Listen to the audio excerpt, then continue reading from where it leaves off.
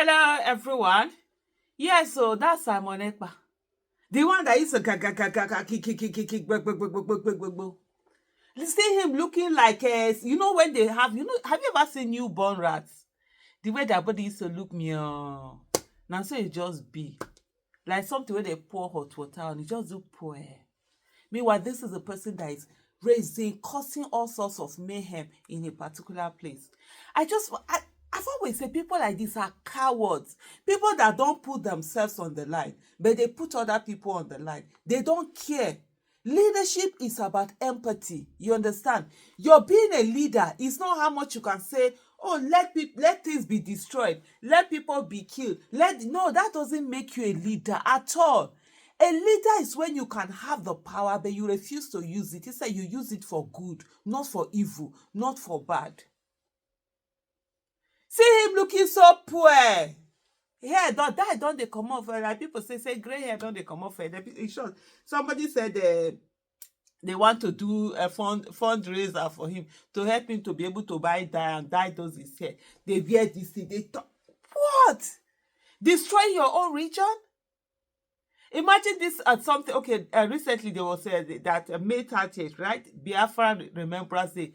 See, it is, and I think I've done this before. I've done tweet on this to say that even if the federal government doesn't recognize, a Biafra Remembrance Day, the southeastern government should have a day like that, and the federal, lawmakers should continue to pursue that, because one of the things that keep affecting us in our history is that we want to move on from this. You can't move on from your past.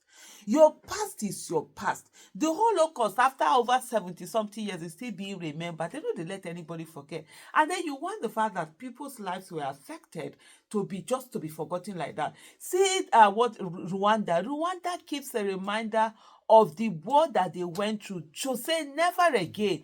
See what we have done. See where we took ourselves, and let's never go there. But in the case of Nigeria, we have no respect for history. We have no respect for events. We have no respect for things. Things just happen. We just say, oh, no, move on. That's why you keep telling people, move on now. It is the moving on that has brought us to where we are today. So definitely, I believe the Nigeria should recognize a day, set aside for us to remember that Biafra war and the millions of people that died needless deaths that shouldn't have happened, but were made to happen, and for us to see the atrocities that were committed, and for us as a nation to make a deliberate effort to say we will never do that. Absolutely.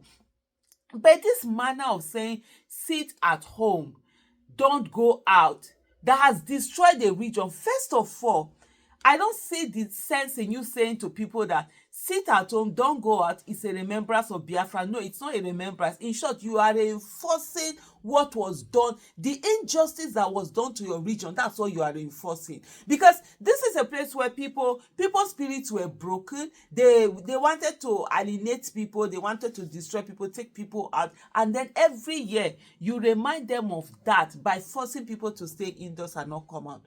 Remembrance should be much more than that. Remembrance should be getting all the names of the people that have died in that thing, those millions of people, creating a place and putting them there, coming out and talking and showing the defiance of the human spirit to succeed, to continue to thrive in spite of everything that is done to bring it down. Showing that you have grown, you are growing, you will continue to grow. Not the one that you are now putting oppression. So the oppression that was done before, now it is the people from the region putting oppression on themselves. How do you think the people who sacrifice their lives for the Biafra would feel if they were supposed to be shown a mirror today and say that, look at the streets in the northeast, in Igbo lands, are deserted because some Igbo people decided that they were going to put a sit at home by force on people? Doesn't make sense. And then you see some people, when they are talking, then they'll be like, is it always about material things? Because the other day, there was one report that was showing whether the Southeastern have lost over $4 point something billion due to this sit at home that is continuously being enforced, the effect that it has had. People have had to look for alternative markets, because on Mondays you can't go to markets in the southeast. You're afraid of going there. You're afraid of the killings. You're afraid of the looting. That's loss. Investments that would have happened. A lot of people have had second thoughts over them, and the killings. And I remember when this whole thing started, I was like, look, you people are going the same route of the southeast. No, this is. I said, look, even the Boko Haram there you see today. That's why some people will say that, oh, the people used to support Boko Haram. Yes, because when it started, those people there were looking at the fact that, oh, they say they are fighting injustice, they are fighting corruption, they are fighting this, and they used to kill the people that these people didn't like. They used to kill authorities. They started by killing police, killing soldiers, and all of that. People were quite happy about it. In no time, until they started killing everyone. And that was the thing that we were shouting about when this whole, I-pop thing started in the South. It was saying, like, right now you're feeling that, oh, a lot of people are saying that, oh, they are killing saboteurs. I say, who defines saboteurs? When does it take for you to know who is a saboteur and who is not a saboteur? Before you know what's happening, it keeps going on. That's why violence is never a way out. It is never a way out. Non-state actors are never the ones that you allow them to have a say over things, or to be the ones to administer justice the way some people will try to think. Whatever happens, there's a reason why rules and regulations are laid down, processes are laid down, laws are codified to guide certain activities. But when you have situation in the hands of non-state actors who are not guided by any rules and regulation, any processes, no laws, that has been codified, that we now enable them to act in certain ways, then you're putting everything and anyone in danger. But just to quickly look at some of the things that a lot of people will say. Aji Busu Onye said, today, May 30th, 2025, Mazi Simon Ekpa made an appearance at the Päijät-Häme, I hope I got that right, I'm sure I did, the district court in Finland. He looks so humble. You will see him as if you see him. Oh, that a courageous person. You stay defiant to the end. When they will come and see the person will be looking poor. But meanwhile, you were causing havoc on all people's life all over the place.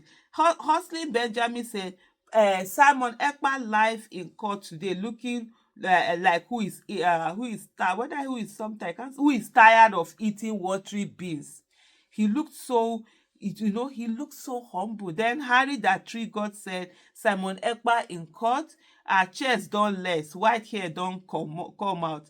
And then he put his emoji sign. But it just then another one said, I want organize fundraising for Samuel Ekpa to buy die. If you can contribute Ejema, no matter how small, please kindly DM me for account details. And then General Lucci said, Simon Ekpa in court today in Finland. His head looks bigger.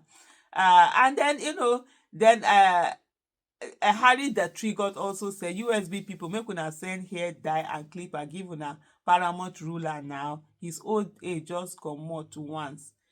Then this was a Baba don humble. Another one replied and said, Baba don humble.